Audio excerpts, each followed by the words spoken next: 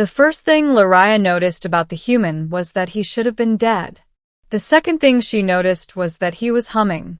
Lariah stood at the edge of the ice plain, her boots sunk halfway into crystalline snow that glowed faintly blue under the light of the white dwarf star above. Every breath she took crystallized instantly inside her rebreather. Even with her insulated exosuit, woven from thermic fibers grown in the lava vents of her homeworld, her skin ached from the cold. The temperature hovered at negative 160 degrees by human measurement.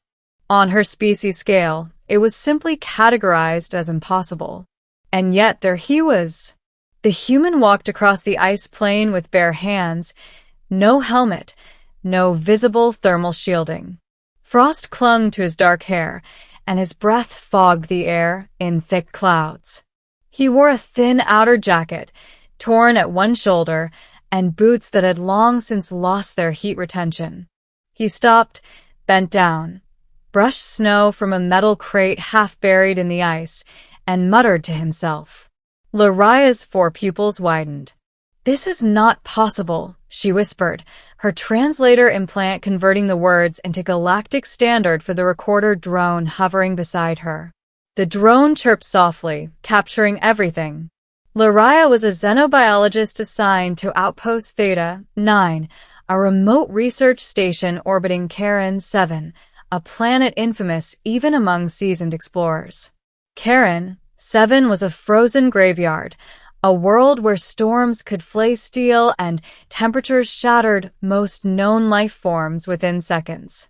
No intelligent species had ever evolved there, which made the human presence all the more baffling. Her team had detected an escape pod crash 3 cycles earlier. The pod was unmistakably Terran in origin. Standard protocol dictated observation first, retrieval later. Humans were classified as Class 4 adaptives, dangerous not because of strength or technology, but because of unpredictability. Still, no human could survive this. Yet the evidence stood before her, humming off-key and tapping ice from a crate with gloveless fingers. Lariah activated her suit's external speakers. "Human," she called out cautiously. "You are in an environment incompatible with your biological limits. You should seek immediate shelter." The human froze. Slowly, he turned toward her voice. His face was flushed red from the cold, lips cracked, eyebrows rimed with ice. But his eyes, dark, alert, and startlingly calm, focused on her with recognition rather than panic. "Oh," he said. "Hey." Lariah flinched at the casual greeting. "You can hear me?" she asked. "Yeah," he replied. "Your suit's got speakers. Decent ones, too. A bit tinny, but not bad." She stared.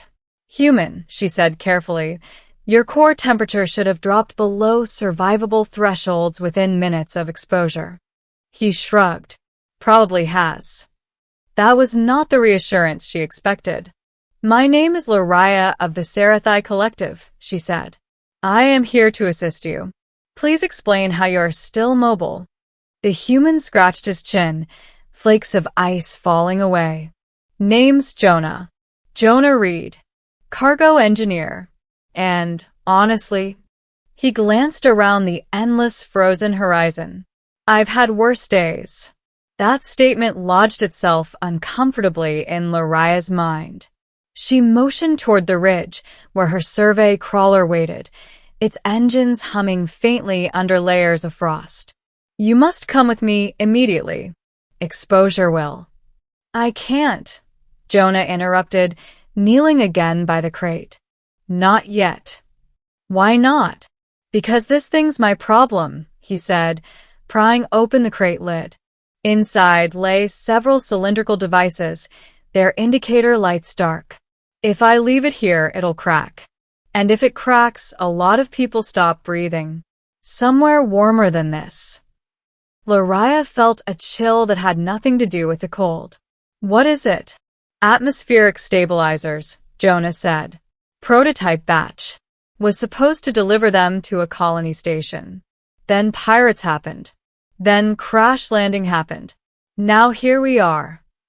You are prioritizing equipment over your own survival, Lariah said. Jonah looked up at her, one eyebrow raised. Yeah. That's kind of the job. She studied him more closely now.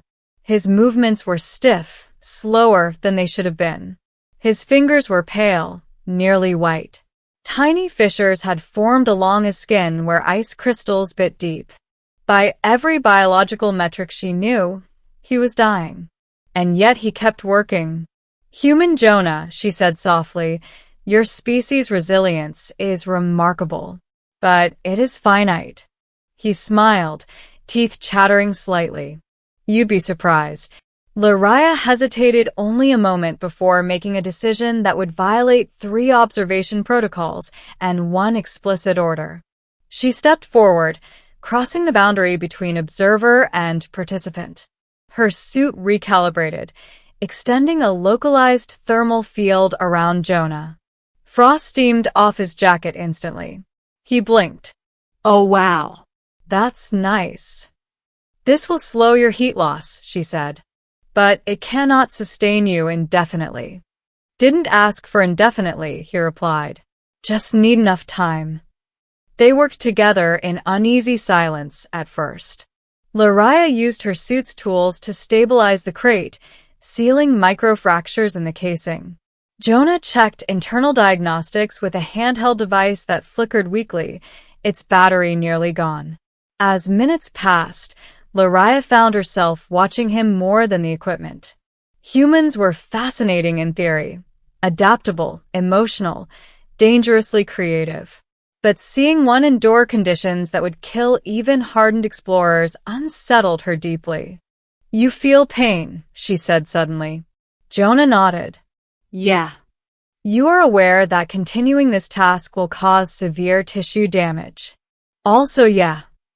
Then why persist? He paused, breath fogging. Because if I don't, someone else pays for it.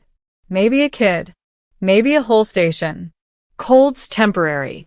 Guilt lasts longer. Lariah did not have a direct translation for guilt. The closest Sarathai concept involved collective imbalance, a disharmony that rippled through a community. She considered that. As they finished sealing the crate, Jonah's knees buckled. He caught himself on the ice, breathing hard. That's probably my limit, he admitted. Lariah moved quickly, supporting him with one arm. He was heavier than he looked. You will come with me now, she said firmly. Deal. They made their way toward the crawler, Jonah leaning heavily against her. Alarms blared inside her helmet as her suit detected his rapidly dropping vital signs. Once inside the crawler, warmth flooded the compartment.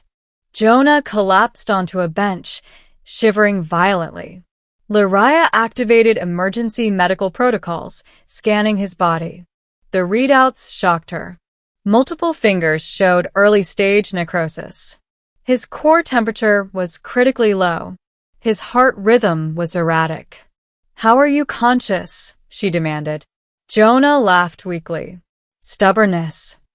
She administered a stabilizing injection, flooding his system with adaptive nanites, experimental technology designed to assist species in hostile environments.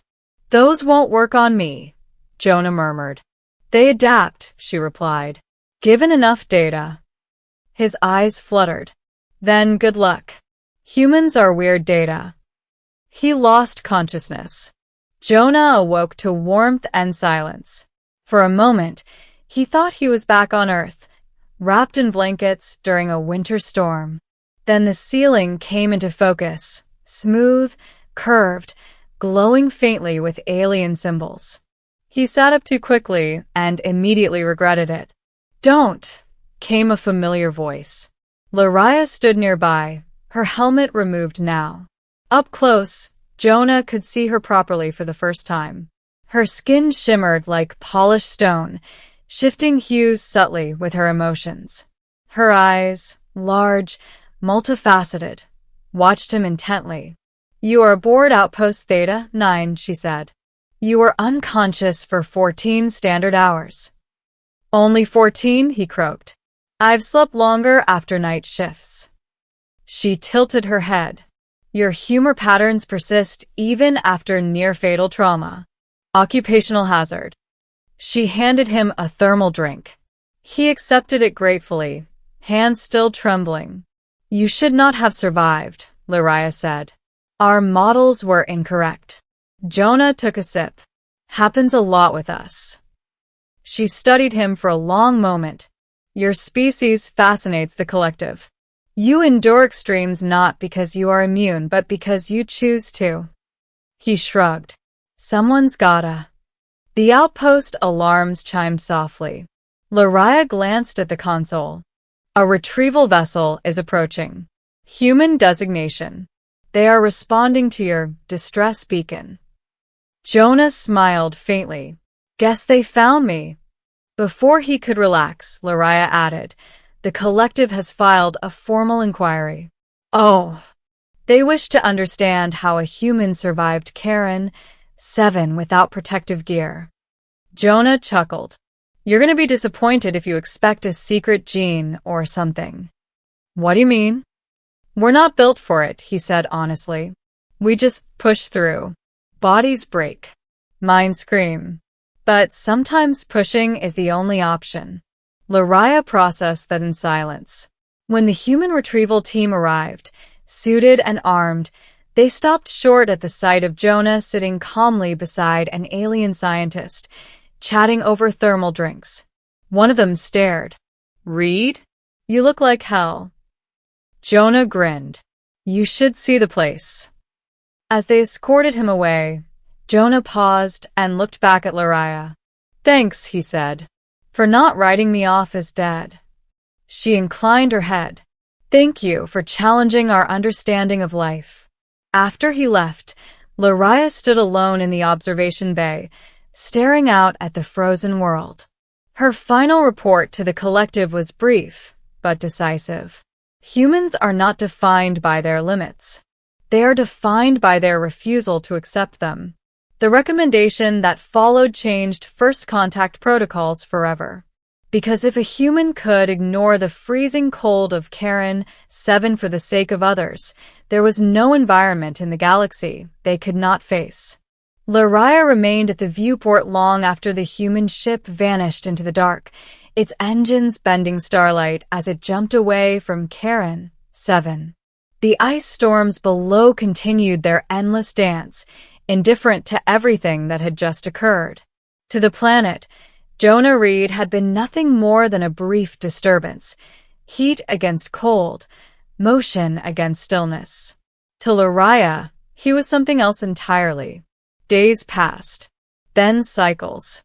The collective's inquiry expanded into a full review of human classification. Lariah was summoned repeatedly to testify, her recordings played before councils of scientists, tacticians, and philosophers. Again and again, they replayed the same moments, a human with bare hands in lethal cold, choosing responsibility over survival, smiling as his body failed him. Many struggled to accept it. There must be an unrecorded adaptation, some insisted. A latent genetic anomaly, said others. Lariah gave the same answer every time. No. Only will. When Jonah recovered fully, he sent a message, short, informal, and unmistakably human. Doc says I'll keep all my fingers. Mostly. Thanks again. If you're ever somewhere warm, drinks are on me. She found herself replaying it more than necessary. Months later, the collective enacted new protocols. Humans were reclassified, not as Class 4 adaptives, but as threshold entities, beings who routinely operated beyond predicted survivability through choice rather than biology. Joint expeditions were approved. Human advisors were requested for missions once deemed impossible.